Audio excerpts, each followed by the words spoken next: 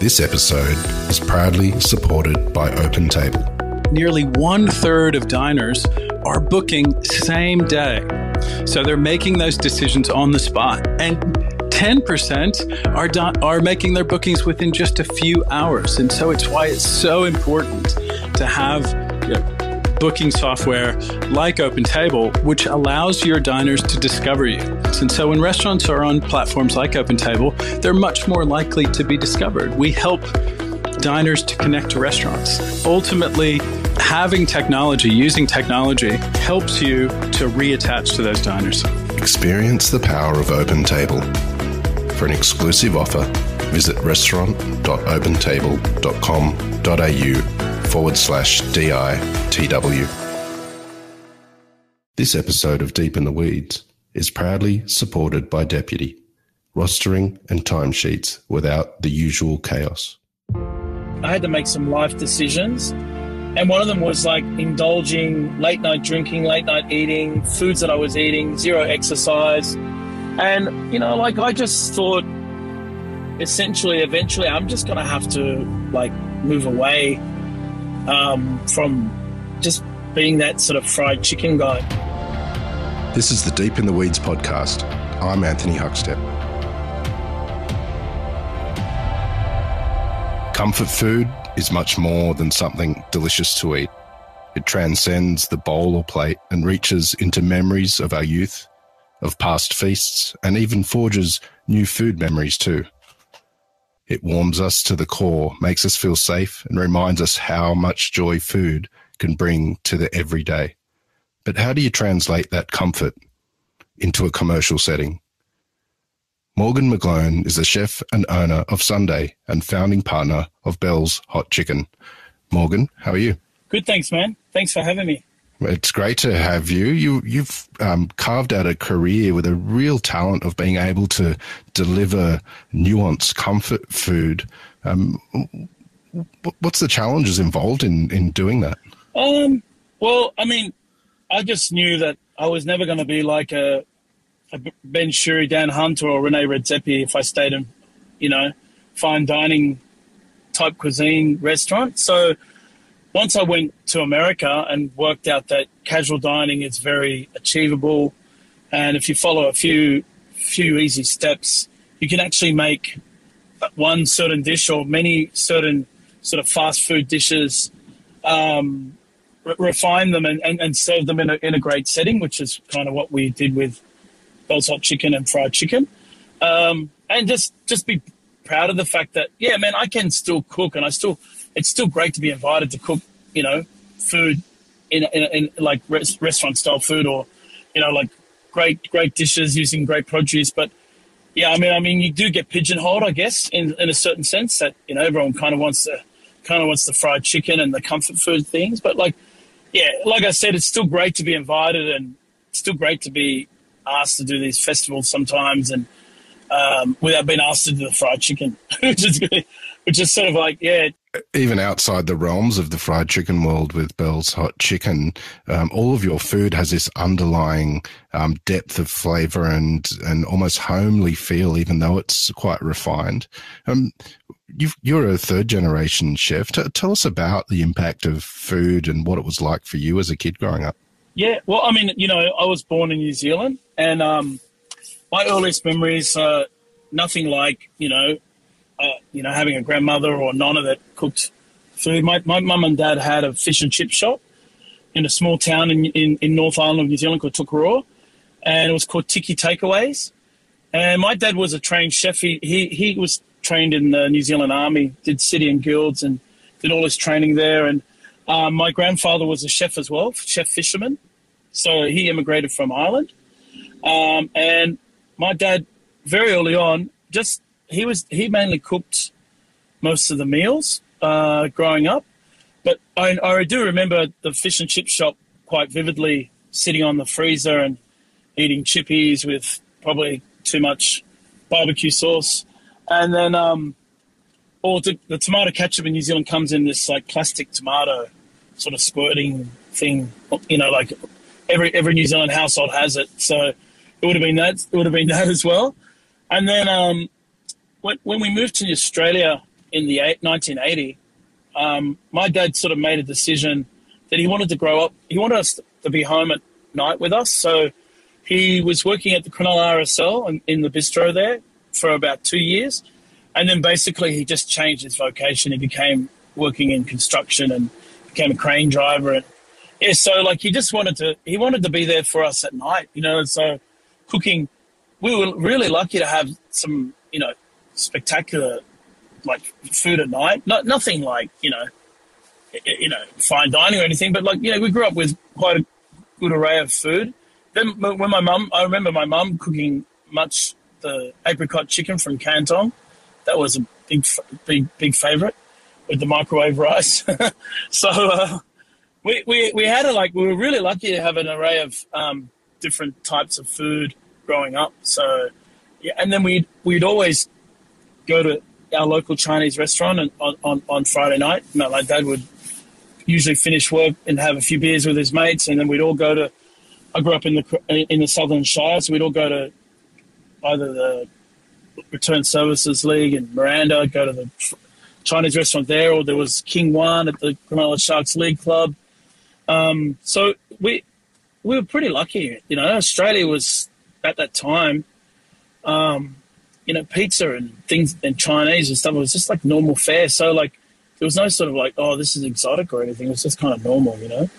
What lured you to start a career in hospitality? Oh, mate, I thought I was going to be the next Sonny Bill Williams, but coming back, and they never had the impact players back in those days. So I was quite, you know, when it came to fitness, I was pretty lazy, but I was good for a good 10 minutes, you know, and that was sort of the change. I got to play with some really great growing up in Australia. I got to play with like Adam McDougall and Nick Graham and Andrew Pearce, and like first grade. That was our team. I played for De La Salle Caringbah growing up, and you know we had a great team.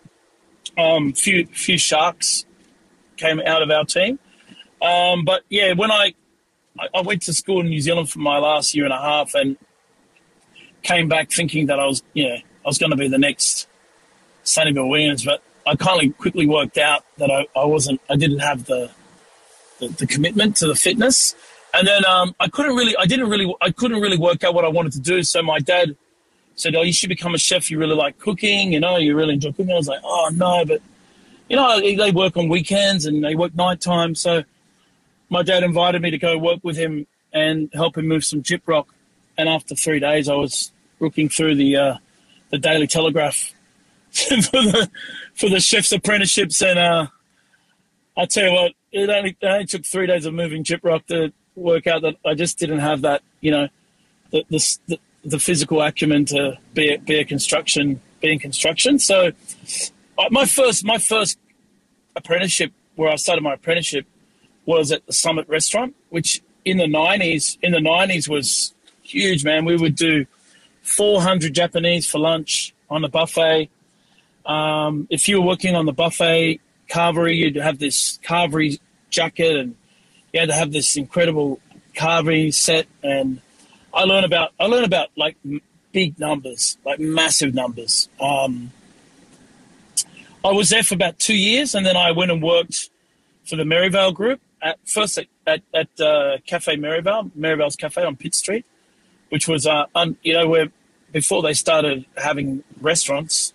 Obviously, you know, John and Merivale, they had clothing shops. So this cafe was on the bottom. So I started through my mid-third year, I started working there. And then end of my third year, they were opening up Restaurant CBD with Luke Mangan and Lucy Allen. And I went and worked there for 2 years as finishing off my apprenticeship there, and then spending some time there before I went over to Europe. So I went to Europe in 97 for a year and a half, and then came back, and yeah, just Sydney was buzzing because we got the Olympics.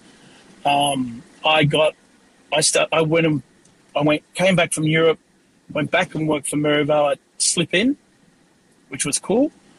And then 1999, Luke and Mark Holmes, the chef, asked me to come and open up Salt with them.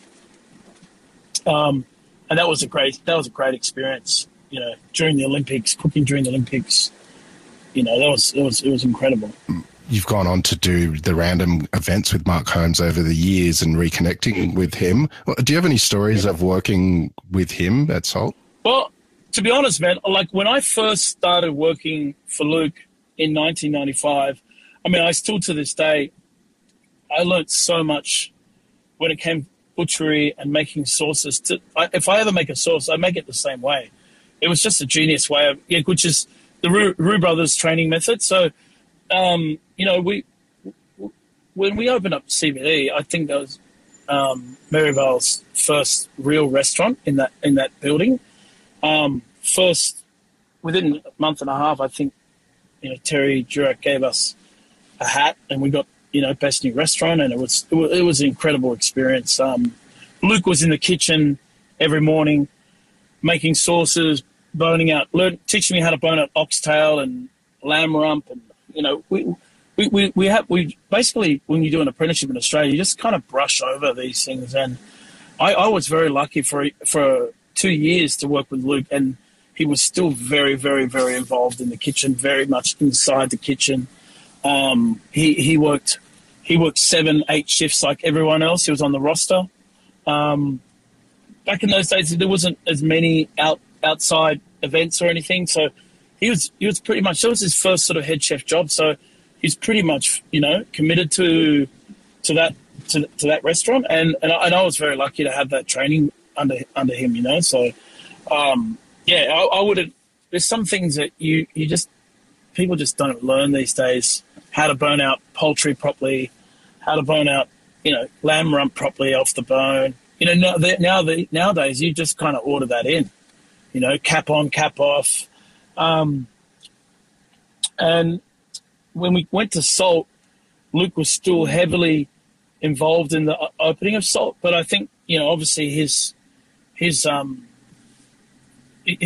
like stuff that he had to do with his commitments outside the kitchen sort of grew more and more and more, especially during the Olympics.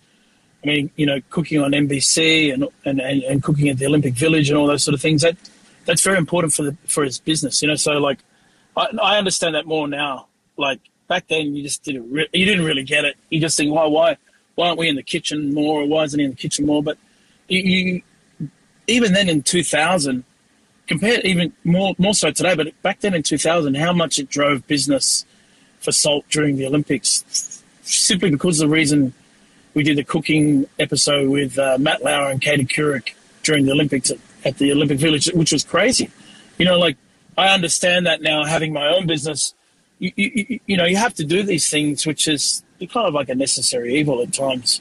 And if you're damned if you do and you're damned if you don't. So it's still going to go on without you. So, you know, I was extremely lucky, and especially working with Mark Holmes. Man, he was just sort of someone that was never really happy with how good things were, and you think this could be better, this could be more refined, this could be better, this could be more refined. And to this day, I still use a lot of his sort of thinking on, you know, dishes, because things can sometimes be better. Sometimes we should just leave them alone, but like sometimes they can be more refined and they can be a lot better. So he taught me a lot about that. There's always opportunity to make things better. So yeah, that was the great lessons I learned from Mark Holmes. At an early age, you set off to the US and started your own catering and chef agency in LA and New York. Do you have any stories of that time? Yeah, I mean, look, I got a job during the Olympics. I kind of met this girl, and I thought it was like love, but it really wasn't. I probably liked her more than she liked me.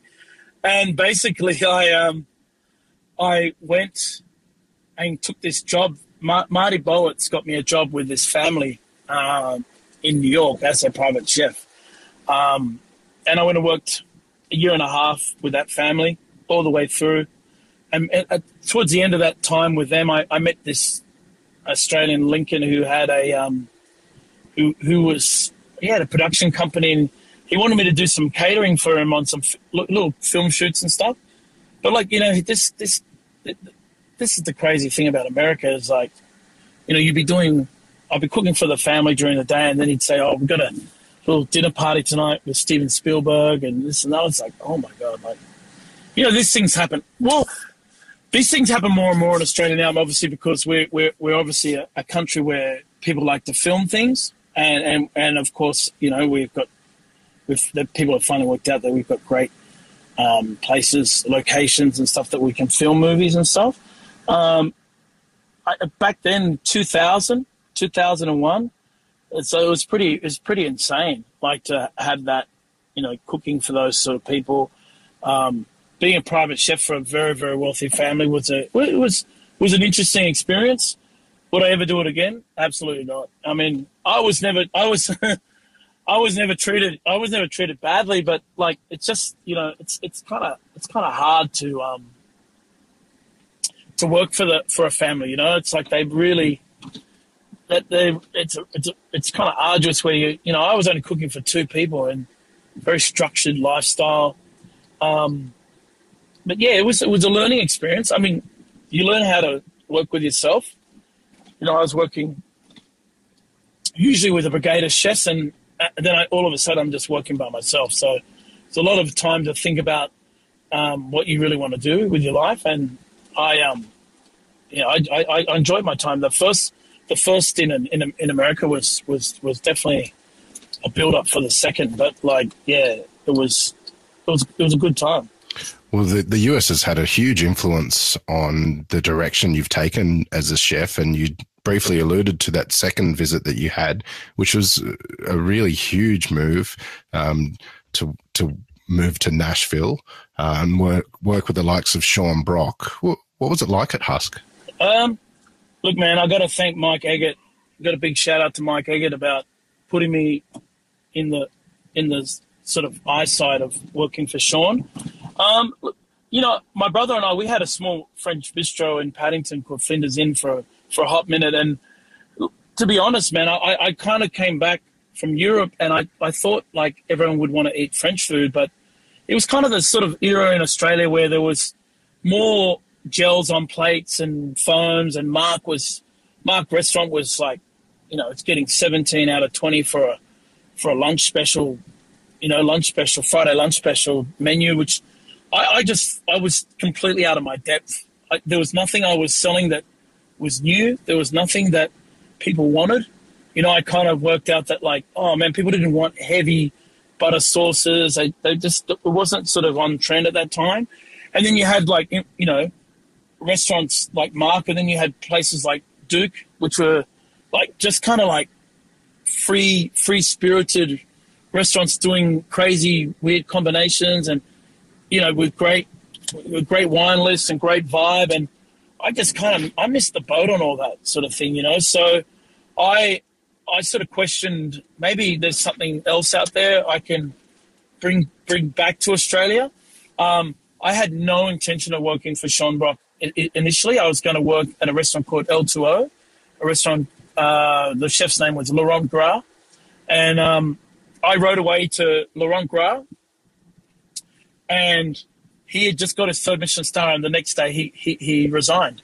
So he basically said, look, I won't be there.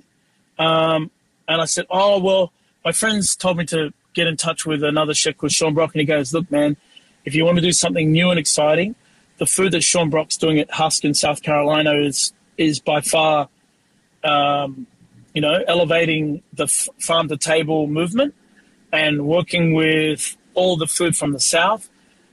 To be honest, man, the only food I knew from the South was, like, barbecue ribs and fried chicken. That's all I thought it was. Like, I was that, like, kind of oblivious to it's actually more than that. So I rode away in March 2010, and 2011 they said there's a position for a 1-month stage. Please come and join us. So I went in April 2011, and within 2 weeks I was so enamored by the way they did things and the way that Sean ran the restaurant and the kitchens that I asked for a job. I still had a visa to work in America. It was going to expire in a year, so I thought at least I have a year.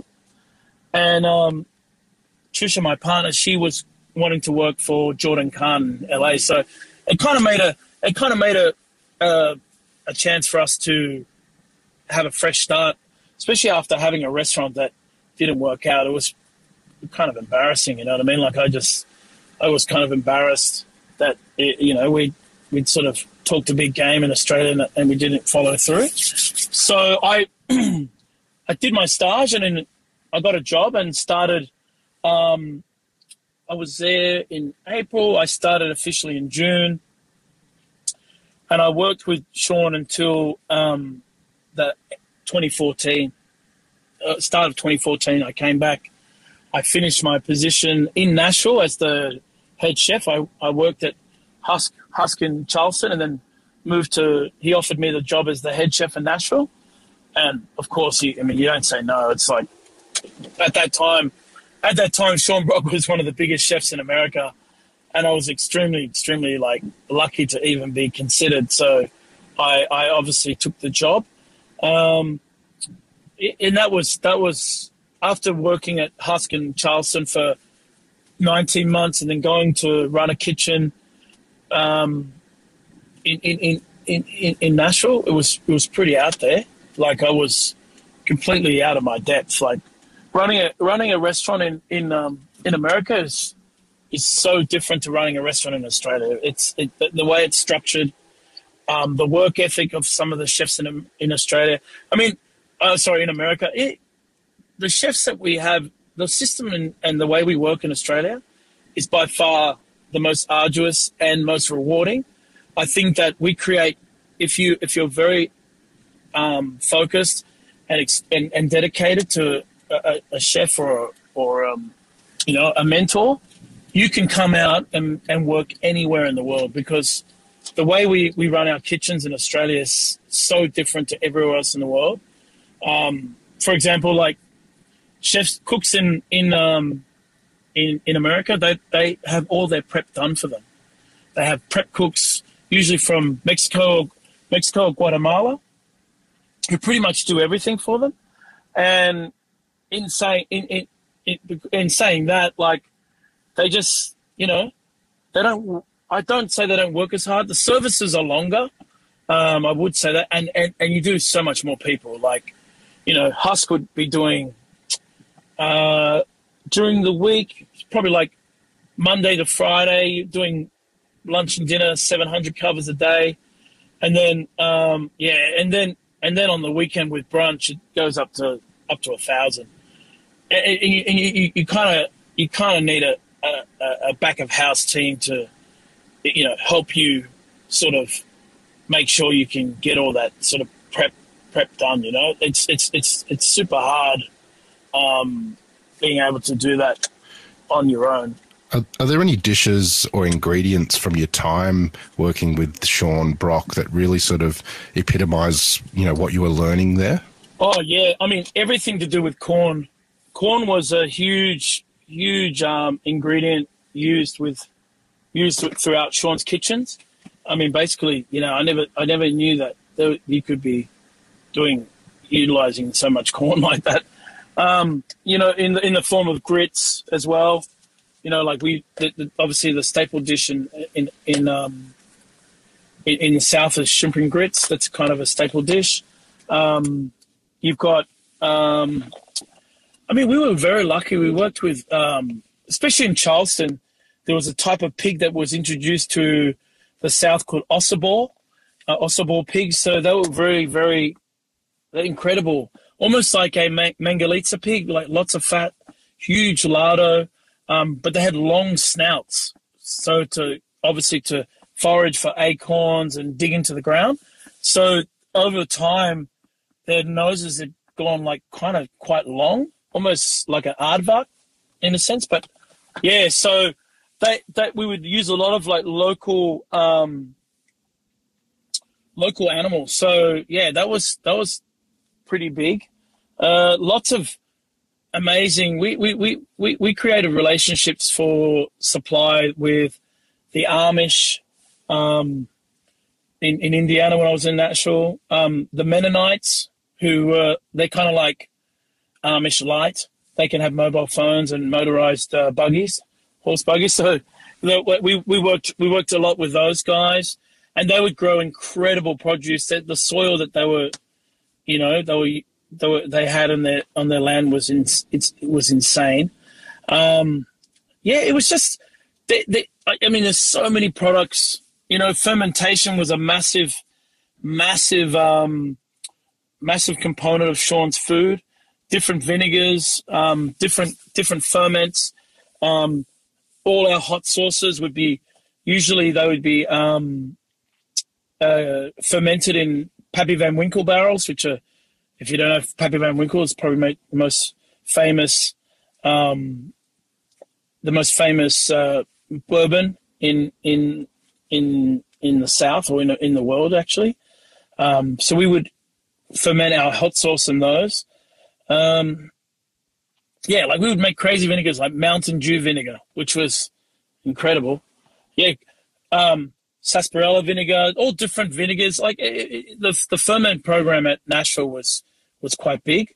And then just, the actual different topography. So Charleston, because it was a coastline town, a coastline city, we would get a lot. The weather wasn't so cold. It'd get down to probably like 0 degrees, but nothing below that. Whereas Nashville, which is kind of near the Smoky Mountains, very, very, very, very inland, we get snow and black ice, and that means like Charleston, you could still get great vegetables during the winter there, whereas Nashville would be a lot of gourds, a lot of brassicas, a lot of turnips, pumpkins, all those sort of things that only grow in that sort of climate. So it was a bit different, more hardier. The dishes are a lot hardier. A few more braising items. So it was completely different to either one or the other. You know what I mean? This episode of Deep in the Weeds is proudly supported by Deputy.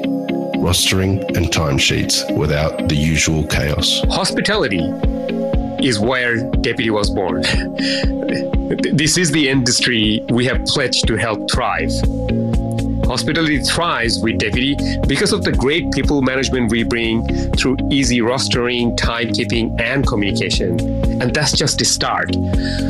We're innovating with so many new things that I believe that we will make hospitality thrive even more than it did before the pandemic. For more information, go to deputy.com. You mentioned that you came back to Australia in 2014, and it was during those early stages where the idea of Bell's Hot Chicken came about. Tell us about that time, and it really created a movement of fried chicken in Australia in a way. Yeah. Look, I came back and, obviously, I kind of knew that I couldn't open a southern restaurant and have legs, but maybe I could find a common medium where there's got to be something that everyone kind of enjoys. It's a guilty pleasure, but maybe they won't feel that it's, maybe they'll feel that they can have it a couple of times a week if we make it refined. And then it was all about having incredible sides with it. So a lot of the hot chicken restaurants that I ate at, and where I got some ideas from and for the recipe, they'd have amazing chicken and terrible sides, or shit chicken and great sides. So we really only had to really just kind of have a few sides and make them really well. And we kind of used that whole Japanese mentality where let's not have a huge menu and just do a few things really well. And if people, and obviously that kind of stopped us from having a not as big of a market that at first, right? Because people couldn't, they wanted certain things a certain way. And I just said, look, this is all we do, and we want to do it well. If you don't like it, we can't really serve you, and we're not going to change it. We're a bit more dogmatic at the start. I wouldn't change anything. This is, if you coming into our house, this is, you go to someone's house, you don't say, oh, I don't have it like this, I have it like that. It's like, hey man, this is what it's about. So we kind of sat like that. And then the wines that we serve are kind of different. I've always been into kind of natural wine, and I've always been into draft beer. You know, one of our first slogans was draft, not craft. We were like, you know, like just kind of like, you know, great Australian beers. Like in Sydney, we sell Resch's. In Melbourne, we sell Melbourne Bitter. And, you know, like that's kind of like magnums of Melbourne Bitter with, you know, we got a large format Melbourne Bitter would be like a 750 long neck, you know. So we were just, that's kind of what we did. And then we were lucky enough to get an incredible bourbon allocation. So we were serving like Pappy Van Winkle in a fried chicken restaurant. And then people were just like freaking out. Like, how do you guys get Pappy Van Winkle here? But, you know, I have to thank Sean for that. He put in a good word. But, you know, we just sort of like, this is what we did, and we weren't going to change it. And obviously later on we kind of, you know, obviously after a few years, people were like, yeah, I like it, but I wish they just had this. Oh, I wish they just had that. So we just sort of started asking for suggestions. Like one of them was this chicken sandwich, which is now something that I've cooked all around the world at Noma, in Japan, in America, you know, and that wasn't on the original menu. I didn't want to do a chicken sandwich. I mean, and then I thought, like, well, what's the best chicken sandwich in the world? It's a fucking zinger. So let's just make a better zinger. Let's make a better zinger. So I guess some ideas were really cool to like work on and get out there. But yeah, essentially at the start, we just did what we did, and we weren't going to budge. And I you know, even behest of my partners were like, oh, it'd be really cool if we did this. I said, nah, not doing that. No, I'm not doing this. This is what we're doing, blah, blah, blah. So, yeah, Bell's was kind of like, I guess it was one of the forefront people of that sort of like dude food movement, you know, where people were just doing, and a lot of them were just chefs that like kind of just had enough of, you know, doing fine dining, you know, like doing those, you know, huge hours. And then people just getting upset of, you know, a lot of people didn't want to do degustation menus anymore. They just wanted to be a quick fix, in and out.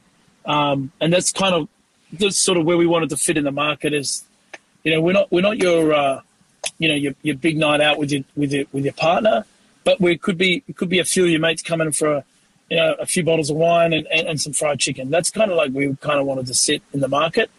We weren't offering a coursed out meal. You were literally either getting a bucket of chicken or a sandwich and chicken or something like that. It just basically that's kind of where we wanted to be in the market. So, yeah. Well, what makes a great fried chicken? I mean, look, man, I think there's the easiest steps that people sort of is obviously the oil you fry in. I kind of like cottonseed or canola oil. The chicken, I feel that chicken on the bone is the best way, like a wing or a drumstick or a Maryland with a bone in. After you get to skinless, boneless chicken, you're never ever going to achieve a crust, which is something like if you have a cheat meal and it's fried chicken and you get tenders, I mean, it's just kind of, it's not really a cheat meal because you haven't eaten the skin, you haven't indulged in the skin. So like for me, I think like, you know, good fried chicken has to have skin, has to have bone. You have to brine it beforehand. And then it's all, you know, you can buttermilk dredge but I also feel that it's your breading mixture. And I think, you know, I use a mixture of starches. I use rice flour, potato starch, tapioca starch, besan, and plain flour. And plain flour, just because it lightens up your breading. And then it's just different spices like ground ginger, cinnamon, mace, ground bay leaf, and onion powder, garlic powder. And there you got 6 things that can just sort of transcend your fried chicken breading from kind of average to kind of better than normal. Well, as you mentioned, Bell's Hot Chicken really was part of the movement of quality sort of experiences with fried chicken in Australia over the last decade, and it grew substantially with sites across the country. Yeah. But you've decided to step away. Can you tell us about that? Yeah, I mean, look, a few years ago, man, I lost a lot of weight. I mean, I was nearly tipping 200 kilos, and I had to make some life decisions. And one of them was like indulging, late night drinking, late night eating, foods that I was eating, zero exercise. And, like I just thought eventually I'm just going to have to like move away from just being that sort of fried chicken guy. You know what I mean? It just got to a stage after 7.5 years that I was looking for something different. And then I was very lucky to meet my partners at Sunday. The food just was right up my alley. Rotisserie chicken, which I still love chicken. Free range, which is something that we could never do for the price point at Bell's. And then, just the sides, more vegetables, more fresher items, a lot more salads. And that's kind of sort of the ethos we've kept with at Sunday. And that sort of really sort of plays into my lifestyle now. Like I've never been healthier. I'm doing yoga all the time now. I'm watching what I'm eating. I've got a child, so like I'm not young. So like I'm an older father, in my 40s, having a child. It's a bit different when you're in your 30s. And I kind of, I'll be 66 when he's 21, and I kind of want to be there. So like, I think it's going to be, I think I'm going to have to make a few changes in my life to do that. And, food intake and what I was sort of eating was one of them. But then also what am I spruiking as well? Like I'm spruiking this sort of living this healthy lifestyle, and then I'm frying chicken. It just sort of, the journey came to an end, and I think my partners wanted to go in a different direction, and I wish them all the best. Like they want to grow, in a different model, and I think it's great. It's in great hands. They've got a great team over there now, and there's no bad blood, there's no animosity. It was just time, for both of us. We had new direction in the business. I sort of stepped out of the business since the first lockdown, and they just basically said, look, if you want to come back, it's changed, and it wouldn't have been the same for both of us. So it was just good timing. I think it was good timing. We both wanted to have a change. We're changing in our direction, and yeah, I just think Sunday for me is such a better. I feel it's a better direction, and my lifestyle sort of suits it. Tell us a bit about the cooking that you're doing there. Is there a dish or two that you really love at the moment that sort of exemplifies where you're at? Yeah, I mean, obviously I couldn't get away from the spice, but I'd been working on this sort of, I love Nando's. I grew up eating Nando's, and peri peri chicken for me is like, so we found, we just, during this last lockdown, I came in with the boys. I kept my boys on, we kept them working. We stayed open doing takeaway, but we would have these sort of like insights of what do we want to do in rotisserie chicken, because we're predominantly rotisserie chicken. What do we want to do that's kind of, we come up with these weekly specials. So like, refining the chicken Kiev, which I love chicken Kiev, but I used to eat it. I think it was like bird's eye chicken Kiev. I think that's the sort of shit I grew up with. So I researched like the best chicken Kiev, how to make chicken Kiev. I hadn't made it since, TAFE, and we were selling those sort of things. So like, it's sort of a wholesome place. I really love our exploration into, finding ways to utilize the vegetables on the rotisserie. So we have a half roasted cauliflower. I know everyone does cauliflower, but like over rotisserie, I think it's kind of cool. And we just get a really cool flavor of it. And I love the sort of stuff we do with, and our roast vegetables as well. Like, Australia has such a funny relationship with roast vegetables. We just they're either really burnt, or you've got like stuff that I think doesn't really belong in roast vegetables. I mean, zucchini and squash. Like we were doing that at the start because we thought we want to see some color in there, but essentially squash is like made up of 90% water. So all the roast vegetables, we'd spend all this time roasting beautiful potatoes and carrots and Brussels sprouts and pumpkin and sweet potato just to have them end up being super soggy because of the squash, because we wanted added some color in there. And that was kind of like an eye-opening experience, you know, like just saying, oh shit, we should just do 5 things well and have them at their optimum roast pumpkin, optimum roast sweet potato, carrots and corn and stuff like that, as opposed to having like squash, so because it aesthetically looks beautiful. And because most charcoal chicken restaurants or rotisserie chicken restaurants, it's eye-catching. You know, you got to have something that's eye-catching when you walk into that salad or roast veggie sort of that display unit, you know. So actually we got rid of the display unit because we just said, you know what, like we want to kind of innovate, a sense that, like, you know, those salads sit there way past the required or the allowed time that you're meant to have them there. I think it's up to 3 hours. Trust me, the salads stay there longer than 3 hours. So we just thought, like, if we're just doing such a precise menu, why don't we just retrain our clientele into saying that, like, we're still doing the vegetables, we're still doing this, we're still doing that, but it actually just comes fresh to you instead of like left in the display. So, you know, now our salads, which I'm really, really proud of, I'd love to say we work with local farms and all that sort of stuff that I learned at Husk, but I think, you know, our veg supply will tell us if something's great in season, plenty, bountiful, beautiful, flavors good, as opposed to trying to champion a couple of farms that I think other restaurants like Tim William or Fratelli, they could really, really champion them much better. So yeah, like I think our salads are great.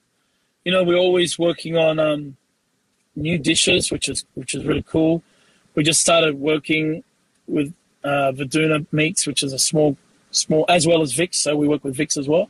But Verduna, we do get some great porchetta from them, which they make for us. We throw on the rotisserie. So I really like the porchetta that we do as well, which we sort of do from Friday to Sunday as a sandwich in a roll. I love porchetta rolls. I still love it like cut quite thick and maybe with some apple sauce and some beautiful Brussels sprouts and stuff. But I also like it in a sandwich. I think it's porchetta rolls. I don't think you can beat a better roll. Great with the crackling and all those good things.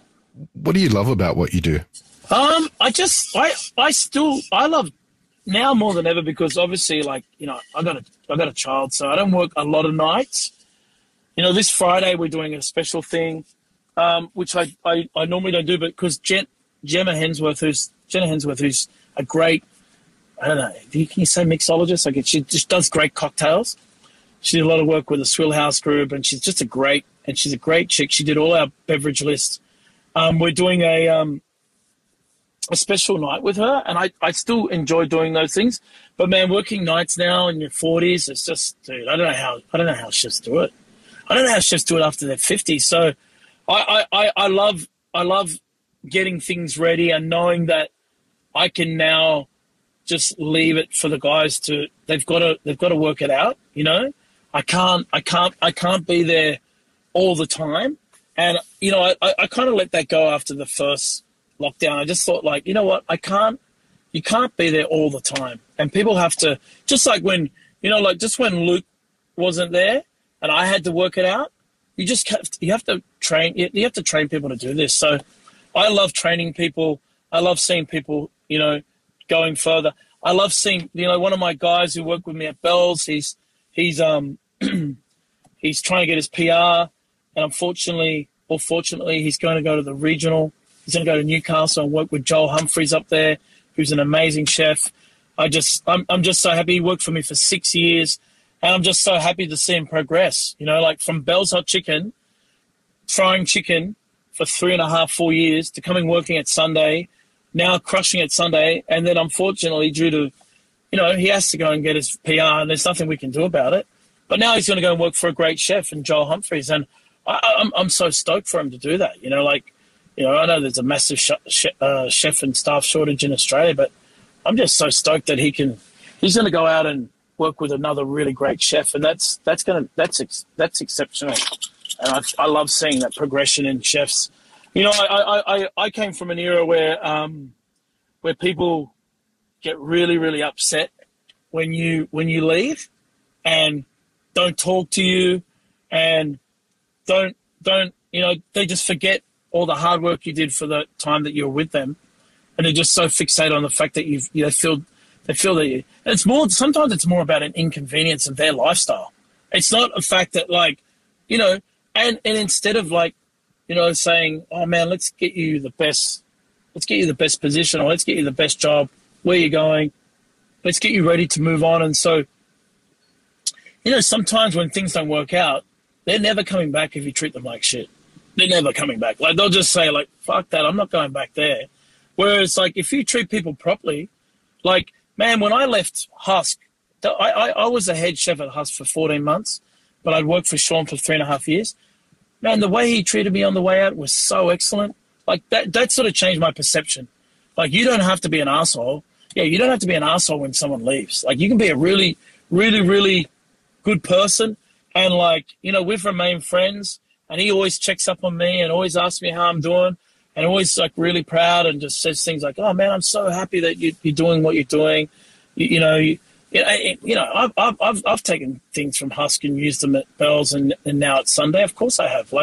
It was a big part of my training, and things I know that they are very successful because he is a successful chef, and he sees it more as that things being passed on to good people, then being passed on again and passed on again, and I'm really thankful for those lessons, So for me, the thing that I really enjoy these days is teaching people and learning from staff, and just trying to keep a business rolling. Well, Morgan, I know there's so many more stories that we could share, and your influence is unbelievable. I've had the pleasure of eating in many of the restaurants that you've cooked at that we didn't even get a chance to talk about. So perhaps we can catch up again in the not too distant future. Please keep in touch, and we'll catch up again soon. Thanks, Huck, man. Thanks so much for having me, and thanks so much for having this podcast, man. I've listened to a few of them, man. It's really, really good. Thank you. This is the Deep in the Weeds podcast. I'm Anthony Huckstep. Stay tuned as we take a deep dive into the lives of the incredible people who ply their trade in the food and hospitality sector. Special thanks to executive producer Rob Locke for making this all happen.